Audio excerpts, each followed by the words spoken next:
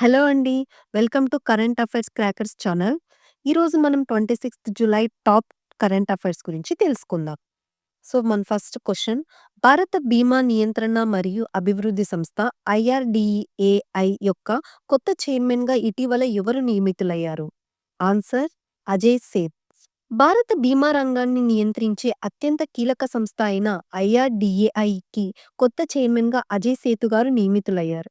ఆయన 1987 batch IAS అధికారి మరియు మాజీ ఆర్థిక కార్యదర్శి.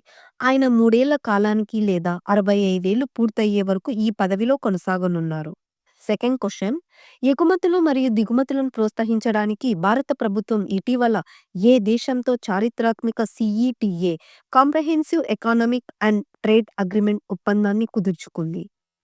Answer: United Kingdom. భారత ప్రభుత్వం తాజాగా యునైటెడ్ కింగ్డమ్‌తో చారిత్రాత్మక సీఈటీఏ ఒప్పందాన్ని సంతకం చేసింది. ఈ ఒప్పందం ద్వైపాక్షిక వాణిజ్యాన్ని మరింత బలోపేతం చేయడమే లక్ష్యంగా రూపొందించబడింది. ఈ ఒప్పందం ద్వారా 2 ఏళ్ల లోపల దాదాపు $23 బిలియన్ వరకు వాణిజ్య వృద్ధి సాధ్యమవుతుందని అంచనా. ముఖ్యంగా భారత ఎంఎస్ఎంఈ రంగానికి ఇది గొప్ప అవకాశాలను కలిగించనుంది. థర్డ్ క్వెషన్, రాజేంద్ర చోళుని జన్మదినాన్ని పురస్కరించుకొని నిర్వహించే ఆది తిరువాదిరై పండుగ ఏ ప్రదేశంలో జరుగుతుంది? ఆన్సర్: గంగైకొండ చోళాపురం బృహదీశ్వర ఆలయం, అరియలూరు జిల్లా, తమిళనాడు. ప్రఖ్యాత చోళ చక్రవర్తి రాజేంద్ర చోళుని జన్మదినాన్ని పురస్కరించుకొని తమిళనాడులోని గంగైకొండ చోళాపురం బృహదీశ్వర ఆలయంలో ఆది తిరువాదిరై పండుగ ఘనంగా నిర్వహించబడుతుంది. ఈ పండుగ జూలై 23 నుండి 27 వరకు నిర్వహించబడుతుంది. ఈ పండుగలో చోళ వైభవాన్ని ప్రతిబింబించే వారి శాసన పరంపర, సాంస్కృతిక గౌరవాన్ని ప్రపంచానికి గుర్తు చేస్తుంది. ఫోర్త్ క్వెషన్, భూమిని సౌర తుఫాన్ల నుండి రక్షించే మ్యాగ్నెటిక్ షీల్డ్‌ను అధ్యయనం చేయడానికి నాసా ఇటీవల ఏ మిషన్ ప్రయోగించింది? Answer: tracers, tandem reconnection and cusp electrodynamics reconnaissance satellites. భూమి చుట్టూ ఉండే మ్యాగ్నెటిక్ షీల్డ్ మన వాతావరణాన్ని సౌర తుఫాన్ల నుండి రక్షించే ముఖ్యమైన పరిరక్షణ కవచం. దీన్ని అధ్యయనం చేయడానికి నాసా తాజాగా ట్రేసర్స్ అనే మిషన్‌ని విజయవంతంగా ప్రయోగించింది. ఈ మిషన్ 2 చిన్న ఉపగ్రహాలను ఉపయోగించి భూమి యొక్క మ్యాగ్నెటిక్ కస్ప్ ప్రాంతంలో జరిగే మ్యాగ్నెటిక్ రీకనెక్షన్ ప్రక్రియను పరిశీలించనుంది. ఈ సమాచారం భూమి, సూర్య సంబంధాలను మెరుగుగా అర్థం చేసుకోవడంలో కీలకంగా మారుతుంది. ఇటీవల ఎలక్టోరల్ రోల్స్ ఓటర్ల జాబితాలు ప్రత్యేకంగా పరిశీలించేందుకు స్పెషల్ ఇంటెన్సివ్ రివిజన్ ఎస్ఐఆర్ ప్రక్రియ ఏ రాష్ట్రంలో నిర్వహించబడింది? ఆన్సర్: బీహార్. ఇటీవల భారత ఎన్నికల సంఘం బీహార్ రాష్ట్రంలో ఎలక్టోరల్ రోల్స్‌పై స్పెషల్ ఇంటెన్సివ్ రివిజన్ ఎస్ఐఆర్ చేపట్టింది.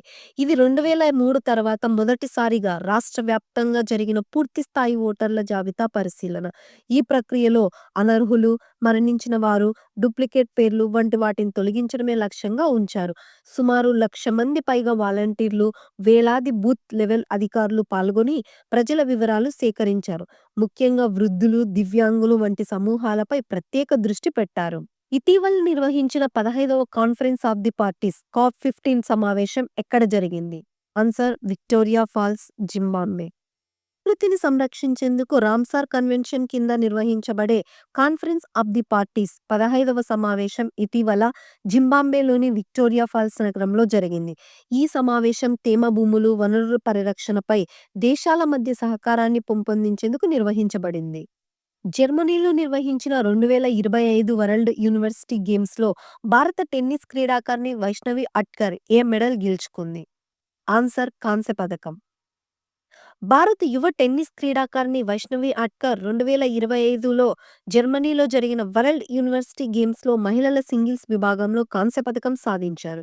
ఈ విజయం ద్వారా ఆమె వరల్డ్ యూనివర్సిటీ గేమ్స్ టెన్నిస్ చరిత్రలో భారత్‌కి 46 ఏళ్ల తర్వాత మెడల్ తీసుకువచ్చిన తొలి మహిళగా నిలిచారు. యువతకు విదేశీ భాషల్లో శిక్షణ అందించేందుకు సీఎం ఫ్లైట్ అనే ప్రత్యేక పథకాన్ని ఇటీవల ప్రారంభించిన రాష్ట్ర ప్రభుత్వం ఏది? ఆన్సర్: అస్సాం. అస్సాం ప్రభుత్వం యువతను అంతర్జాతీయ వేదికపై ప్రతిభ కనబరిచేలా చేయడమే లక్ష్యంగా CM flight, chief ministers foreign language initiative for global human talent అనే వినూత్న పథకాన్ని ప్రారంభించింది. ఈ పథకం ద్వారా జపనీస్ వంటి విదేశీ భాషల్లో శిక్షణ అందిస్తూ విదేశాల్లో ఉద్యోగ అవకాశాలు పొందే మార్గాన్ని సులభతరం చేస్తుంది. DRDO ULPGM V3 drone launched precision guided missile యొక్క విజయవంతమైన వాయు పరీక్షలను ఏ రాష్ట్రంలో ఎక్కడ నిర్వహించారు? Answer Kurnool, Andhra Pradesh national open area range. భారత రక్షణ పరిశోధన సంస్థ డిఆర్‌డిఓ దేశీయంగా అభివృద్ధి చెందిన ULPGM V3 UAV launched precision guided missile version 3 క్షిపణిని డ్రోన్ ద్వారా విజయవంతంగా ప్రయోగించింది. ఈ ఫ్లైట్ ట్రయల్స్ ఆంధ్రప్రదేశ్‌లోని కర్నూలు జిల్లాలోని నేషనల్ ఓపెన్ ఏరియా రేంజ్ వద్ద నిర్వహించబడ్డాయి. ఈ ప్రోగ్రాంలో డిఆర్‌డిఓ ప్రయోగశాలలతో పాటు ఎంఎస్ఎంఈసి స్టార్టప్స్ కూడా భాగస్వాములుగా ఉన్నారు. జీ7 దేశాల్లో మొదటిగా పాలస్తీనా దేశాన్ని యుఎన్ జనరల్ అసెంబ్లీలో అధికారికంగా గుర్తించిన దేశం ఏది?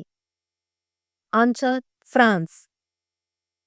తాజాగా జీ7 దేశాల్లో ఫ్రాన్స్ మొదటిగా పాలస్తీనా దేశాన్ని అధికారికంగా గుర్తించింది. సెప్టెంబర్ 2025లో జరిగే యుఎన్ జనరల్ అసెంబ్లీ సమావేశంలో దీన్ని ప్రకటించనున్నారు. ఫ్రాన్స్ అధ్యక్షుడు మాక్రోన్ ఈ నిర్ణయాన్ని మధ్యప్రాచ్య శాంతి ప్రయత్నాల్లో ఒక కీలక అడుగుగా పేర్కొన్నారు. వీడియో ఎండ్ చేసే ముందు ఒకసారి అన్ని క్వశ్చన్స్‌ని రివిజన్ చేసేద్దామా? నూతన అధ్యక్షుడిగా అజయ్ సేతు గారిని నియమించారు. CETA historical agreement United Kingdom, India మధ్య జరిగింది. రాజేంద్ర చోళ జయంతి సందర్భంగా ఆది తిరువాదిరై పండుగ గంగైకొండ చోళాపురం బృహదీశ్వరాలయం తమిళనాడులో జరుగుతుంది. మ్యాగ్నెటిక్ షీల్డ్ ఆఫ్ ఎర్త్‌ని అధ్యయనం చేయడానికి నాసా తాజాగా ప్రారంభించిన మిషన్ ట్రేసర్స్. ఎలక్టోరల్ రోల్స్ ప్రత్యేక రివిజన్ బీహార్‌లో జరుగుతుంది. DRDO ULPGM version 3 drone missiles test Kurnool జిల్లా, ఆంధ్రప్రదేశ్ ఓపెన్ ఏరియా రేంజ్‌లో నిర్వహించబడ్డాయి. సీఎం ఫ్లైట్ స్కీమ్ అస్సాం రాష్ట్రంలో జరుగుతున్నాయి. వైష్ణవి అట్కర్ వరల్డ్ యూనివర్సిటీ గేమ్స్‌లో కాంస్య పతకం సాధించింది. యుఎన్‌లో పాలస్తీనాని దేశంగా మొదటిగా గుర్తించిన దేశం ఫ్రాన్స్. COP15 సమావేశాలు విక్టోరియా ఫాల్స్, జింబాబ్వేలో జరుగుతున్నాయి. ఇవాల్టి కరెంట్ అఫైర్స్ మీకు ఉపయోగపడినట్లయితే కమెంట్స్‌లో హెల్ప్‌ఫుల్ అని టైప్ చేయండి. మా వీడియోని లైక్ చేయండి, షేర్ చేయండి, సబ్స్క్రైబ్ చేయండి. మరిన్ని ఇంట్రెస్టింగ్ కరెంట్ అఫైర్స్‌తో మళ్ళీ కలుద్దాం. బాయ్.